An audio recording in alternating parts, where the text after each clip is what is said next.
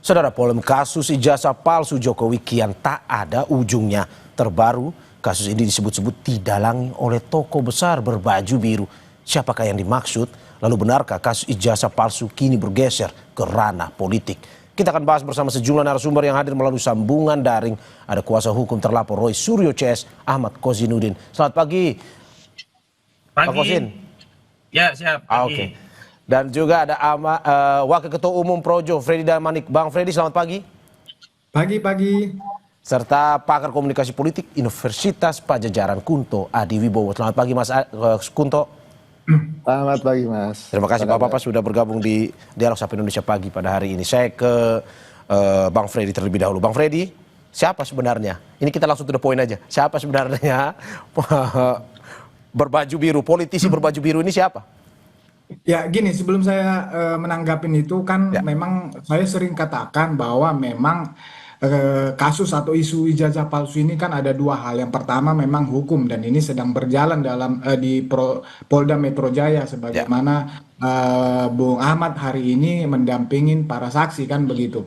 Nah, yang kedua memang ya ini jelas politik ya sebagaimana udah disampaikan Pak Jokowi kan sangat kita harus memberikan pencerahan kepada publik bahwa ini kan kami melihatnya begini, seorang Rosyuro dan kawan-kawan modal bahasa saya modal apa namanya dokumen yang dipungut dari pinggir jalan entah didownload dari mana, kemudian berani mengatakan ijazah palsu dan terus mencari dan terus artinya semata-mata ini bukan hanya bicara tentang benar, salah, hitam, putih. Bukan, memang ini politik. Kalau bicara politik, berarti memang ada target. Seperti Oke, Anda mau bilang bahwa ini bukan soal ijazah, ini bukan soal skripsi yang baru-baru, tapi ini politis. Ya, yang pertama tadi hukum jelas. Karena Pak Jokowi udah merasa difitnah, lapor, itu jelas. Kemudian ini kan terus bergulir, dimainkan terus. Yang penting serang. Targetnya tentu ya, udah Pak Jokowi udah katakan untuk mendowngrade, untuk mendelegitimasi, untuk membuat masyarakat ragu, semakin ragu terus, bahkan mungkin partai-partai politik lain semakin ragu sehingga katakanlah tidak mau mendekat atau semakin menjauh dengan Pak Jokowi karena Pak Jokowi dianggap sebagai beban misalnya karena rame terus kan begitu. Nah tentu kalau bicara orang besar, bicara politik ini kan organisasi, ya nggak mungkin politik itu nggak main sendiri, ini organisasi ya. Ya, tadi pertanyaannya siapa? Saya tidak akan menyebut nama seseorang atau lembaga tertentu, tetapi saya pernah itu di dalam suatu media, walaupun offline, Mas Roy pernah katakan kepada saya seorang tokoh besar, dia bilang saya sudah ketemu dengan seorang orang besar, tokoh besar, beliau mengatakan saya dukung, Mas lanjutkan. Nah dari situ saya percaya memang Oh, ini perkataan Roy Suryo kepada Anda? Kenapa? Ini perkataan Roy Suryo kepada Anda waktu itu? Perkataan Roy Suryo, ada beberapa orang waktu itu di situ, walaupun itu offline, saya nggak akan sebut nama di sini, tetapi itu beliau yang katakan di situ. Saya dukung Mas, lanjutkan. Kan Bang Freddy, sorry, saya tegaskan lagi, dikatakan secara offline, waktu itu Roy Suryo menyebutkan nama. Ya, beliau menyebutkan nama, tapi saya tidak akan sebutkan nama itu di sini. Ya, beliau sekali lagi saya katakan, saya dukung Mas, lanjutkan, kan begitu. Itu Mas Roy. Ada teman yang lain waktu itu di situ. Kita kan biasalah kalau di ruang kopi itu ngobrol-ngobrol biasa begitu. Oke, Bang Roy, Bang Freddy, sorry, Bang Freddy, saya tegaskan sekali lagi, Bang Roy tidak menyebutkan nama, tapi ini kan sudah Bang Roy beredar. sebutkan nama, saya yang tidak akan Bang Roy sebutkan nama, tapi ini kan sudah beredar luas, menjadi pertanyaan juga semua pihak, takutnya menjadi bola liar. Nah, saya ingin tegaskan sekali lagi dengan Bang Freddy, kalau memang disebutkan nama, memang Bang Freddy tidak bisa menyebutkan, tapi apakah betul ini adalah politisi yang kita kenal selama ini dan juga memang selama ini menduga ke satu orang yang mungkin Pak Jokowi bilang sebenarnya kita sudah tahu. Apakah betul seperti itu? Ini politisi besar. Masyarakat tahu, publik tahu ini tokoh besar kan begitu. Dia sebut nama itu. Oke, dan betul ada unsur birunya? Kalau itu saya nggak mau terjebak di dalam clue seperti itu, tetapi saya yakinkan bahwa masyarakat sangat mengenal tokoh ini. Gini loh, Pak Sangat mengenali Jokowi itu maksudnya seperti apa sangat mengenali? Karena kan semua orang gini tidak kenal. loh, Pak Jokowi itu tokoh politik, Ya, politisi ulung lah kan begitu. Jadi pasti dia menyebut itu ya, bukan omong kosong kan begitu, bukan omong kosong. ya, Dia tahu, dia juga masih punya kaki-kaki, dia bisa cari siapa itu orang kan begitu karena dia sudah dapat itu maka dia sebut. ya. Ya, tokoh besar, sangat besar, tokoh ini besar. Nah, tokoh besar ini apa? Dalam arti bahwa seorang politisi biasa, seorang pejabat besar. Politisi besar. Bagaimana menggambarkan seorang politisi besar ini? Karena saya juga Tanya tidak Mas bisa Putu aja. menebak-nebak juga. Bang Freddy, Iya, bagaimana kita jadi menggambarkan seorang politisi besar? Apakah memang dia pernah menjabat sebuah jabatan penting? Paling tinggi politisi besar itu adalah presiden sebenarnya. ya, yang pasti dia di partai politik, ya, dia punya apa namanya, dia memang berkuasa kan begitu. Hah. Ya, Ya, saya oke. nggak bisa menyebut lebih ini lagi lah ya, tetapi memang sebetulnya di medsos sudah banyak lah, di publik sudah beredar ya, di publik sudah beredar. Jadi saya rasa itu benar Ya, itu oke. adanya. Gitu. Oke, Bang. Kalau dari apa yang dikatakan kemarin itu di salah satu dialog di Kompas mengatakan bahwa memang ini merujuk kepada politisi biru dan ini memang sudah tersebar pun juga ini beredar liar, bola liar dan sudah langsung ditanyakan ke orang yang bersangkutan yakni seperti yang berita tadi Ketua Umum Partai Demokrat Agus Harimurti Yudhoyono. Benar, ini tuduhan mengarah ke situ atau tidak? Sebagai konfirmasi saja. Ini Bang siapa ini? Freddy, masih Bang Freddy. Oh, sekali lagi saya mohon maaf, saya Hmm. tidak bisa Ya, menyebut langsung ya ke clue-nya, tetapi kan begini, ini politik. ya, Politik tidak harus disebut ya jelas seterang benderang, ya. tetapi ini sekali Oke, lagi politik bisa langsung, bisa tidak langsung. Itu bisa disangkal, nanti ada momentumnya, saatnya adalah itu. Ya, di apa namanya disanggah ya karena ya. memang belum ada yang menyebut langsung nama misalnya ya wajar saja Mas Ahaye menyangkal itu karena memang bukan disebut dia atau siapapun yang berkaitan dengan dia ataupun partainya Ya. wajarlah dia menyangkal itu tetapi ya sekali lagi ini politik Pak Jokowi Ya. punya target tertentu punya tujuan untuk menyampaikan itu Oke, oke. bisa jadi supaya mengirim pesan kira-kira tanda kutip lu jangan macam-macam gua tahu siapa lu kan Oke. begitu. Oke. Udah, kalau Oke. kita mau main politik, jadi nanti akan diselesaikan secara politik. Hukum kan sudah berjalan. Politik pasti Pak Jokowi akan selesaikan secara politik. Itu sebetulnya biasa aja lah. Politik seperti ini biasa aja. Cuma memang ini Ya. terlalu cepat. Menurut saya terlalu cepat. Ini masih 2029 masih terlalu jauh. Tetapi sah-sah saja lah. Cuman pasti Pak Jokowi punya pesan untuk itu. Itu aja. Oke, sebelum saya ke Mas Kozin, Bang Freddy saya tegaskan singkat saja. Berarti yang kemarin disebutkan oleh Bang Roy itu bukan hanya dukungan secara verbal, tapi juga ada pendanaan untuk mendukung ini atau bagaimana? Kita percaya itu apa namanya karena bisa secara langsung, bisa pun tidak langsung. Karena memang ini kan kita lihat nggak ada berhentinya, ya Oke, terus oke, menerus kan begitu. oke. Saya ke Mas Kozin. Mas Kozin, bagaimana Anda menanggapi terkait dengan pernyataan Pak Jokowi ini? Ada sosok besar pun juga seperti yang dikatakan oleh Bang Freddy tadi, itu terlontar langsung secara verbal dari Roy Suryo. Baik, bismillahirrahmanirrahim. Yang pertama, Ya, saya ingin ingatkan kepada kita semua.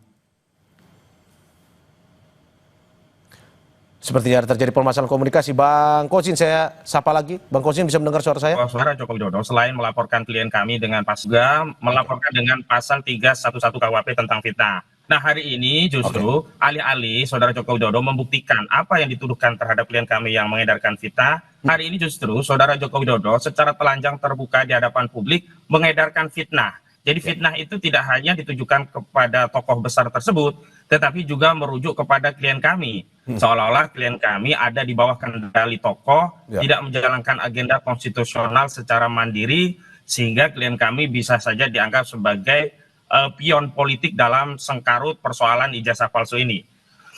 Perlu kami tegaskan Ya. bahwa klien kami sedang menjalankan agenda konstitusional sebagai warga negara, diberi kemerdekaan menyampaikan pendapat dan mengajukan kritik terhadap ijazah Saudara Joko Widodo, dan hari ini bergulir di dua kepolisian institusi di Polda Metro Jaya dan ada di Bareskrim Mabes Polri. Jadi menurut kami apa yang dilakukan saudara Jokowi, alih-alih fokus terhadap laporan ya masalah hukum yang dihadapi, dia memperlebar persoalan ini dan menambah musuh terhadap saudara Joko Widodo. Harusnya sebut saja tokoh besar itu siapa? Apa Aguan, Antoni Salim, SBY, siapa lagi sebut saja, tidak perlu ragu-ragu. Toh selama ini Pak Jokowi selalu menghindari menyebut nama, tetapi pada akhirnya rakyat menjadi korban. Contoh dalam kasus laporan pencemaran, saudara Joko Widodo menyebutkan tidak pernah sebut nama, hanya peristiwa. Tetapi akhirnya ada 12 nama yang menjadi terlapor. Persoalannya sederhana. Dalam delik aduan itu harus spesifik definitif siapa yang dia cemarkan, namanya siapa. Tapi itu tidak dikatakan oleh saudara Joko Widodo, menyerahkan kepada penyidik, dan akhirnya melalui penyelidikan penyidik ada 12 nama orang terlapor termasuk di dalamnya Abraham Samad. Ini kan mengkonfirmasi saudara Joko Widodo itu gemar mengadu domba anak bangsa dengan narasi-narasi umum tetapi tidak spesifik, yang akhirnya seluruh anak bangsa saling tuduh, saling klaim, dan ini adalah berpotensi menjadikan Indonesia pecah belah. Sama saja seperti kemarin saudara Joko Widodo menyatakan ada masalah kesehatan, tidak bisa keluar kota, dan kemarin juga kita ketahui ternyata untuk urusan politik saudara Joko Widodo bisa ya hadir di Kongres Partai PSI, untuk urusan politik memframing bahwa ijazahnya asli, saudara Joko Widodo bisa hadir di reuni-reunian di UGM, tetapi untuk ya memenuhi panggilan penyidik Polda Metro Jaya, saudara Jokowi mangkir, tidak datang ke Polda Metro Jaya, bahkan meminta penyidik Polda Metro Jaya melayani kepentingan Jokowi datang ke Surakarta untuk memeriksa Jokowi di Surakarta. Bang, tadi kan Bang Freddy sudah mengatakan bahwa ada pembicaraan langsung dari Bang Roy Suryo ke Bang Freddy. Apakah Bang Kosin juga diberitahu soal sosok besar ini oleh Bang Roy, atau selama ini yang Anda tahu mungkin pendanaannya dilakukan secara mandiri untuk perkara kasus ijazah ini? Ya, pendukung saudara Jokowi itu hampir sama dengan Jokowi, mengedarkan fitnah, tidak berani tunjuk hidung. Sebut saja namanya siapa, nanti bisa dikonfirmasi oleh Roy Suryo. Yang kedua, berkaitan dengan pendanaan, ini emak-emak kemarin ada yang iuran untuk beli nasi bungkus untuk persiapan pemeriksaan saksi. Ini makannya nasi bungkus, ini kita ini menolong juga pro bono. Pendanaan dari mana? Ini kami sudah dituduh ya, difitnah mencemarkan saudara Joko Widodo, sekarang difitnah lagi seolah-olah kami pion politik, ada yang menjalankan agenda besar, seolah-olah kami itu tidak punya kemandirian untuk menjalankan agenda konstitusional untuk menyelamatkan bangsa negara dari masalah ijazah palsu. Ingat, soalan yang sedang diperjuangkan klien kami ini tidak sekedar persoalan klien kami, tapi ini persoalan konstitusional tentang masa depan negara kita yang kita cintai ini, berkaitan dengan legasi berbangsa. Apakah kita rela negara kita menggoreskan sejarah pernah dipimpin oleh presiden 2 periode yang tertuduh ijazahnya palsu? Karena itulah perlu dibuktikan secara hukum, tidak perlu lagi bermain politik, bermanuver politik. Bahwa benar ada aktor-aktor politik memanfaatkan agenda ini, itu urusan mereka. Tetapi ketika agenda politik itu dikaitkan dengan kami, aktivitas konstitusional kami, perjuangan klien kami, itu sungguh sangat menyakitkan bagi klien kami. Bang Freddy, istilahnya Roy Suryo, ini sungguh terlalu. Bang Kosim. Ya, Bang Freddy, Anda dibilang melakukan fitnah terkait dengan ini, padahal ini dilakukan secara mandiri. Menurut Anda? Ya, seperti saya sampaikan tadi, ya ini kan sederhana, ya sangat sederhana. Ya, Bung Roy dan kawan-kawan terus-menerus memainkan isu ini ya.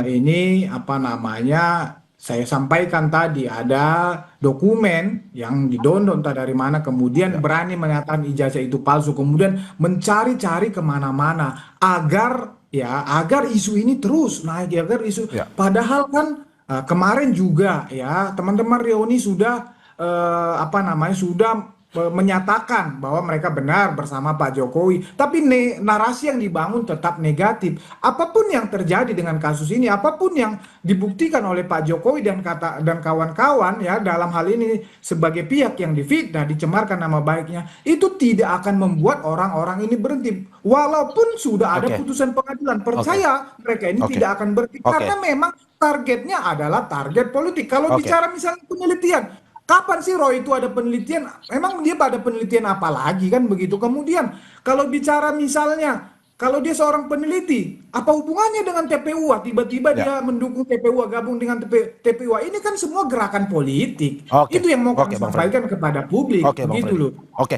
saya ke Mas Kunto. Mas Kunto, bagaimana Anda melihat ini perdebatan ini? Satu sisi bola liar, Pak Jokowi bilang sosok besar, satu sisi merasa difitnah. Menurut Anda seperti apa? Kalau melihat timeline seperti kata Bang Freddy tadi, ini timeline panjang. Tadi kata Bang Kozin, ini kami relawan loh, pendanaan dan segala macam. Tapi kata Bang Freddy, ini tidak mungkin. Ini kalau sudah lama begini pasti ada sosok besar. Menurut Anda, analisisnya bagaimana?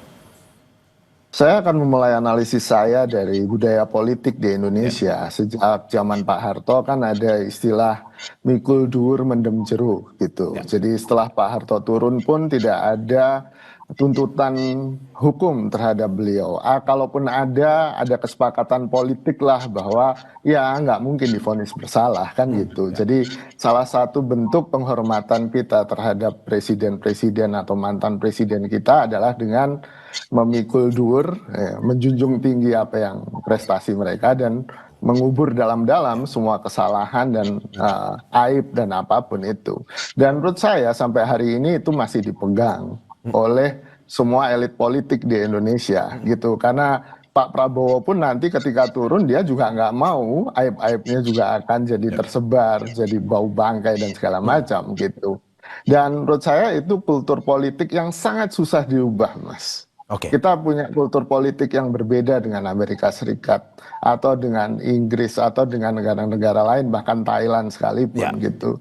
Jadi ini kalau saya boleh mengomentari ya soal tuduh-menuduh ini ya pada akhirnya saya akan memprediksikan nggak akan ada putusan yang bulat sehingga Pak Jokowi terhukum atau tadi aktor yang dituduh oleh Mas Freddy ataupun teman-teman di Projo soal sosok besar yang mendukung sosok besar itu juga nggak akan kemana-mana gitu kalau menurut saya gitu. Tapi kalau analisa Anda, apakah mungkin betul ada sosok besar dari analisa Anda melihat kasus ini sudah berjalan begitu ya lama, 2-3 bulan ini?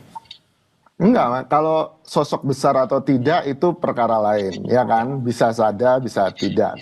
Tapi kalau kenapa ini menjadi besar dan lama, energinya seakan-akan luar biasa, betul. Karena ini salah satunya adalah motif rakyat Indonesia yang sangat suka dengan gosip politik kan ini. Ini gosip politik untuk melampiaskan kemarahan atas penderitaan kita sehari-hari dengan ekonomi yang semakin wow gitu kan. Atau dengan kondisi kehidupan kita yang secara politik juga tidak membaik. Ini kan akhirnya butuh saluran pelepasan. Dan saluran pelepasannya yang paling gampang, paling enak ya yang receh-receh ini gitu kan.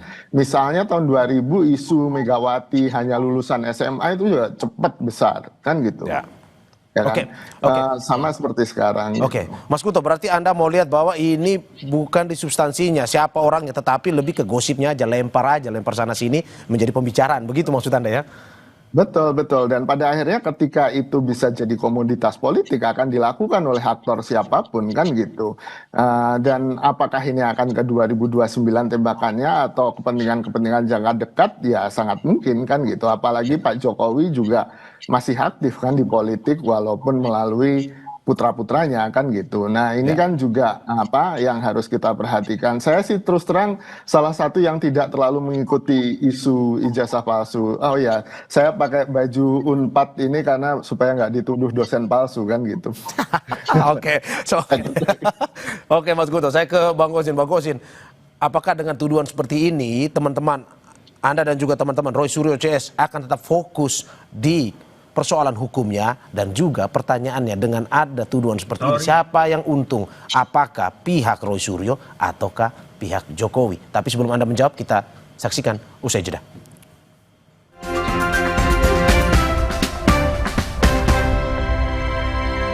Saya Mario Sarong dan sejumlah narasumber saya ada kuasa hukum terlapor Roy Suryo CS, Ahmad Kozinuddin, serta Wakil Ketua Umum Projo Freddy Damanik dan pakar komunikasi politik Universitas Padjadjaran Kunto Adiwibowo. Saya ke Bang Kozin. Bang Kozin, bagaimana Anda menanggapi terkait dengan tuduhan ini? Apakah Anda tetap fokus untuk nantinya proses hukum ini tetap berlanjut atau seperti apa dengan adanya pernyataan dari Pak Jokowi?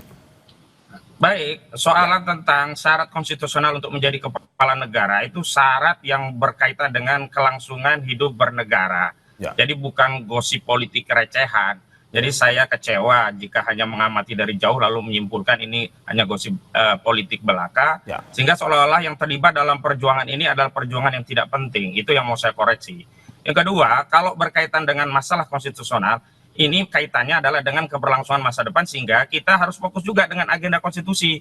Jangan kemudian memalingkan agenda konstitusi ini menjadi agenda politik, lalu meminjam saran hukum pada saat saran hukum itu sudah diproses melalui Polda Metro Jaya. Saudara Joko Widodo masih melakukan agenda politiknya melalui framing-framing, misalkan reuni-reunian, kemudian mengedarkan tuduhan ada orang politik besar, kemudian merasa ada perasaan politiknya di downgrade, kemudian feelingnya menyatakan ini itu menurut saya satu tindakan yang justru tidak negarawan, yang justru makin mengkonfirmasi ini orang memang bermasalah. Yang kedua, kalau kita bicara mikul dur mendem jeruk, itu bisa kita lakukan kepada saudara Presiden Soeharto, tapi tidak kepada saudara Joko Widodo. Tidak mungkin kita itu mempermaklumkan terhadap kebohongan-kebohongan. Coba bayangkan, ijazah palsu untuk mencalonkan sebagai presiden dan menjadi presiden 2 periode. Kalau itu terbukti, nggak mungkin bangkai seperti ini mau dipendem jeruk. Nggak bisa, kita harus tuntaskan ya bangkai ini di periode kita, dan kita akan mewariskan legasi bangsa kita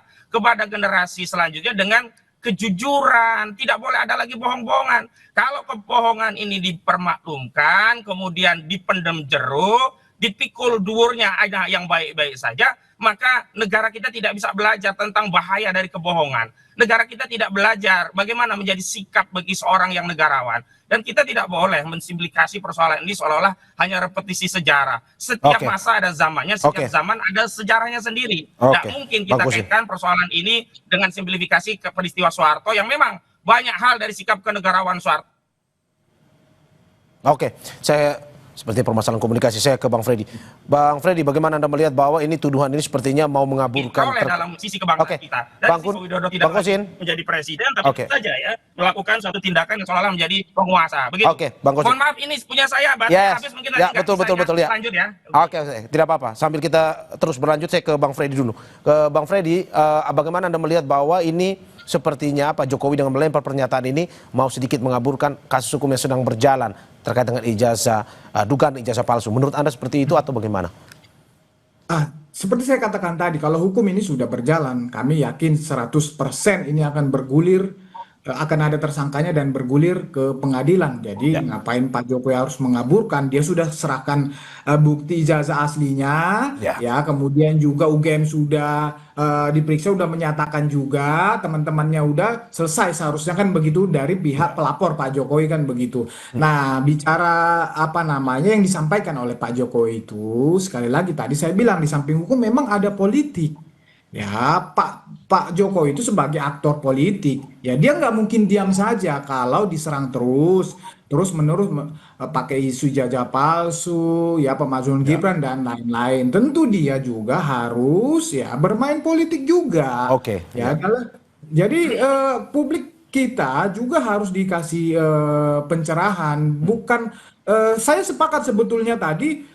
Nggak perlu kita kepala negara siapapun ya, kalau ada kasus hukumnya harus diproses. Cuma dalam hal ini itu tidak berlaku untuk Pak Jokowi. Memang dia bersih, selama ini tidak ada kasus hukum termasuk ijazah palsu ini clear. Jadi gini, yang mau saya katakan adalah apapun ya, sekali lagi apapun yang disampaikan oleh Pak Jokowi dan orang-orang yang bisa membuktikan tentang kebenaran dan ijazah palsu ini, termasuk kemarin reuni, yang akan disampaikan reuni-reunian. Ijazah asli disita, mereka juga tidak percaya. UGM bilang ijazahnya asli, mereka juga tidak percaya. Jadi mereka ini hanya percaya terhadap kebenaran mereka saja dan orang-orang yang mendukung mereka saja. Jadi memang Bang Freddy, menurut Anda selesainya.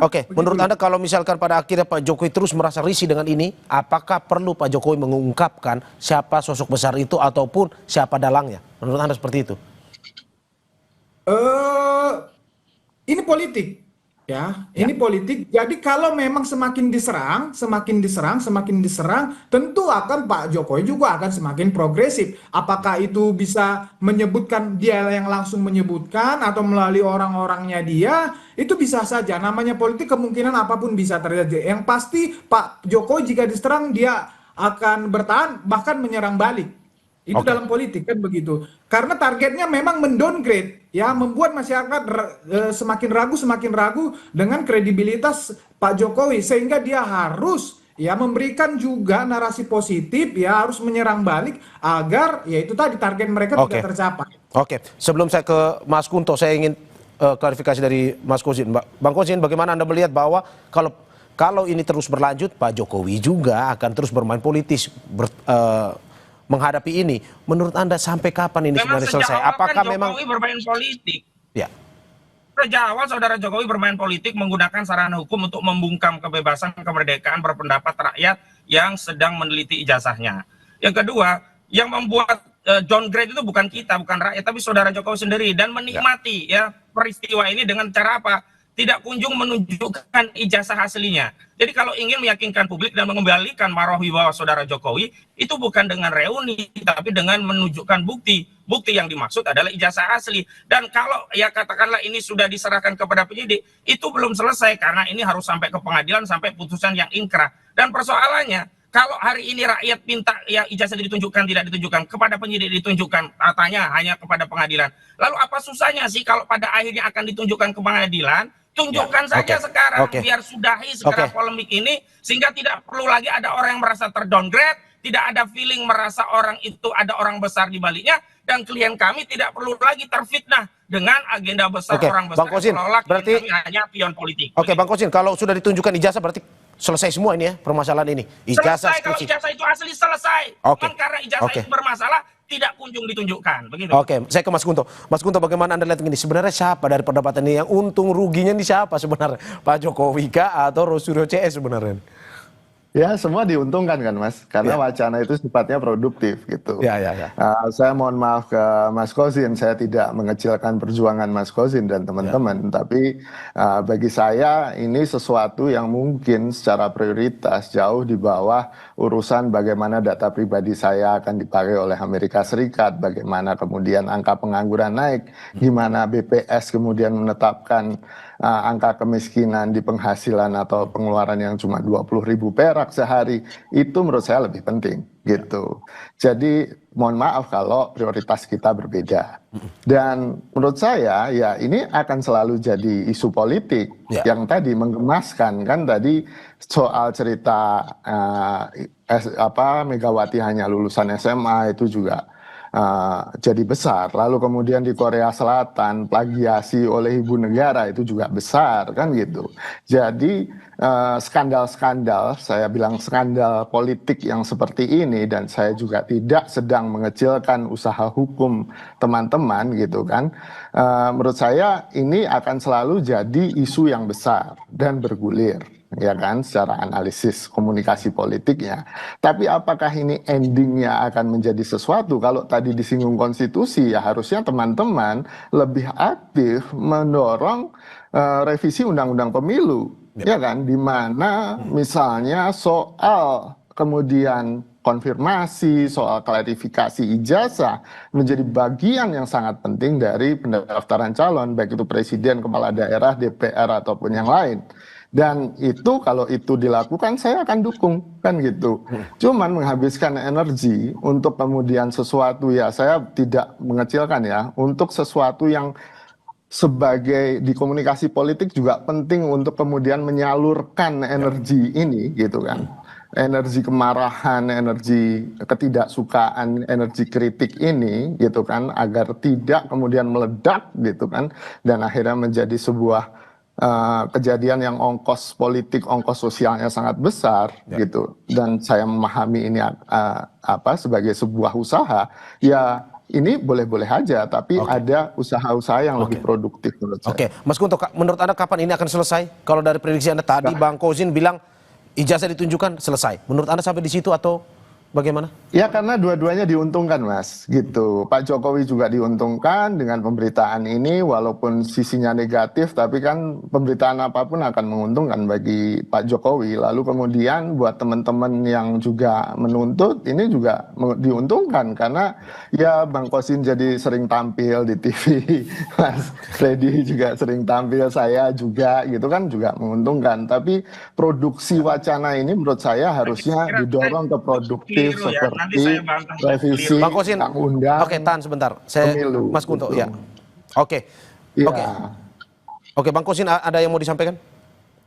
Ya, saya kira keliru loh. Saya tidak sama sekali menikmati hal ini dan semua yang terlibat dalam agenda menguak ijazah palsu ini sebenarnya ingin segera terungkap. Dengan cara apa? Diperlihatkan ijazah asli itu sehingga seluruh anak bangsa bisa rukun kembali dan bisa fokus hal-hal yang disebut lebih produktif lagi. Jadi keliru kalau dianggap kami memanfaatkan atau mencari keuntungan dari peristiwa ini. Justru kami ingin segera selesai. Nah, karena agendanya sekarang agenda hukum, harusnya fokus kepada hukum. Nah, ketika agenda yang ditarik ke unsur politik, berarti saudara Joko Widodo yang memang tidak mau cepat menyelesaikan persoalan ini. Oke, Bang. Saya ke Bang Freddy. Bang Freddy, kalau kata Bang Kosin, ini selesai, tunjukin ijazah, selesai semua, dia jamin itu. Menurut Anda, apakah seperti itu atau bagaimana? Nggak mungkin itu. Bahkan putusan pengadilan saja tidak akan membuat isu ini selesai. Iya. Gitu loh. Jadi gini. Anda tidak percaya berarti dengan pernyataan Bang Kosin tadi itu ya? Nggak mungkin itu. Ya susah membangun negara dengan suudon tidak saling percaya. Ya sudah, kalau gitu berangkat saja kita tarung sampai pengadilan, sampai kasasi, sampai PK, sampai laporan lagi, sampai bikin bukti baru, sampai rame negara kita ini. Jadi kan nanti kan pengadilan akan memutuskan di pengadilan pada saat pembuktian akan ditunjukkan. Ya, dari situ juga nggak akan berhenti. Tadi udah disampaikan akan taruh terus. Jadi memang begitu targetnya memang supaya masyarakat ya terus ragu-ragu. Ya itu politiknya. Nah, karena agar yakin itu tunjukkan saja ijazahnya biar rakyat yakin, bukan dengan reuni-reunian. Tunjukkan bukti ijazah asli, rakyat yakin, selesai. Bukan dengan reuni yang statement orang-orang ikut reuni makin kacau balau begitu. Ya, ini udah dalam proses hukum, ya. Jadi itu sudah menjadi alat bukti, udah kewenangan penyidik. Nanti penyidik bisa saja, misalnya dia menggelar perkara seperti yang kemarin, bisa saja itu tidak ada menjadi keberatan kepada Pak Jokowi, tetapi tentu itu akan dikaji oleh penyidik. Apakah melihatkan alat bukti ijazah itu akan baik untuk proses pembuktian atau tidak baik, karena akan terus itu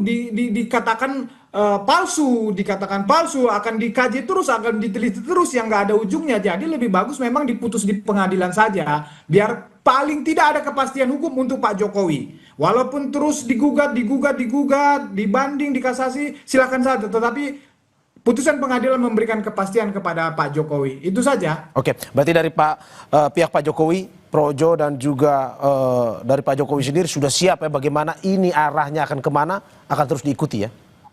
Siap, dari sisi hukum udah saya katakan tadi jelas. Ya, ini akan berujung di pengadilan, putusan pengadilan. Dan kami yakin Rosyuro dan kawan-kawan akan divonis fitnah dan pencemaran nama baik. Dari sisi politik, ya Pak Jokowi juga bukan aktor politik yang kemarin sore, aktor kawakan. Jadi yang disampaikan dia itu adalah pesan politik.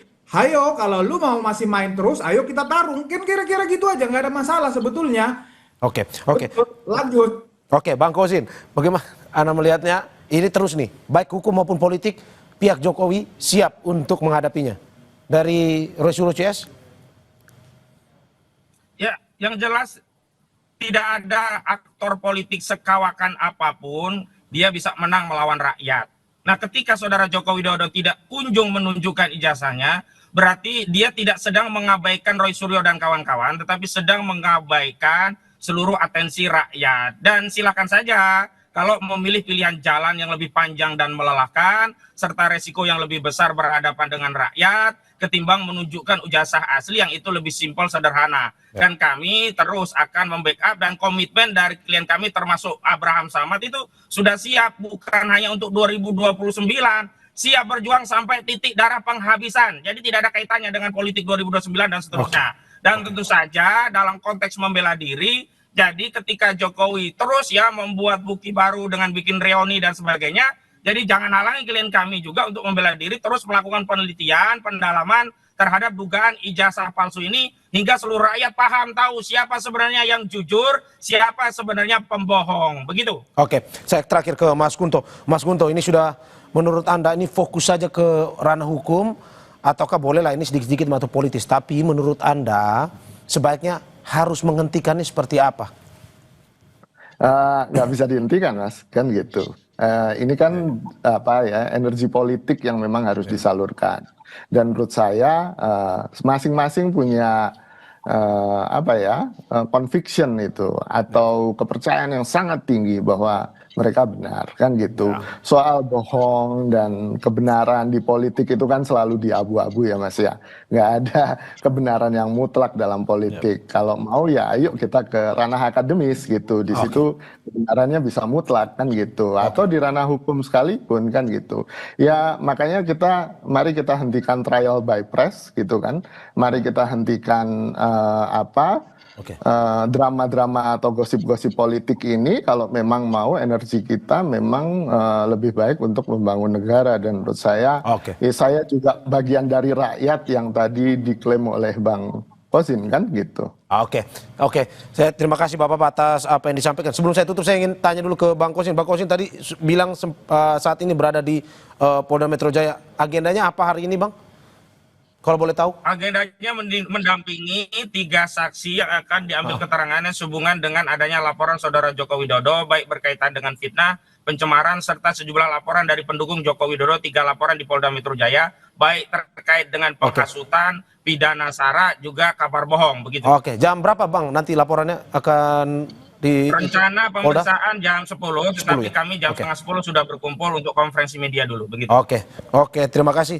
Bapak-bapak, terima kasih atas apa yang disampaikan. Kuasa hukum terlapor Roy Suryo CS Ahmad Kosinudin, Wakil Ketua Umum Projo Freddy Damanik, dan pakar komunikasi politik Universitas Padjadjaran Kunto Adewibowo. Atas apa yang disampaikan, terima kasih Bapak-bapak. Sehat selalu. Ya, sama-sama ya. Selamat pagi.